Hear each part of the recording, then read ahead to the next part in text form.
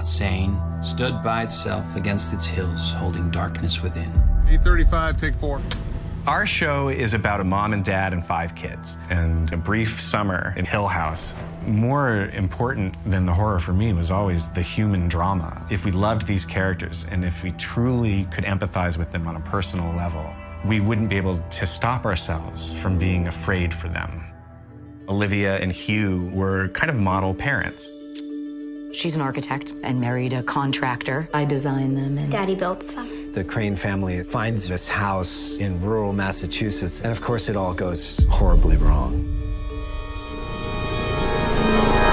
We catch up with this family 25 years later, but all of them were traumatized by a night that became famous worldwide. I can't imagine what it was like living at the most famous haunted house in America. It wasn't famous when we moved in. The oldest kid is Stephen. Throughout the story, he sees ghosts, but he doesn't realize they're ghosts. Stephen decided to write a book about his childhood, basically about everything that you experienced. Dad said it was haunted. When he said those things, he believed them. You never did. Shirley is the second child. She is the one who is reliable and responsible. She's grown up to become a funeral director.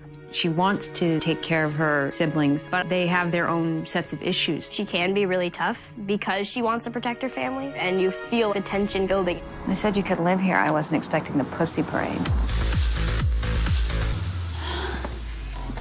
You're worse than a guy. You're like a frat guy. The next sibling is Theo. In the brief time that she spent in Hill House, something changed in her. She sees lots of scary things sometimes. Your grandmother was like that too. She was sensitive.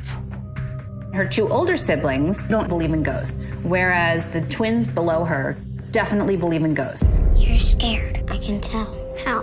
Because I'm scared. Luke and Nell have the most intense supernatural experiences in the house out of anyone.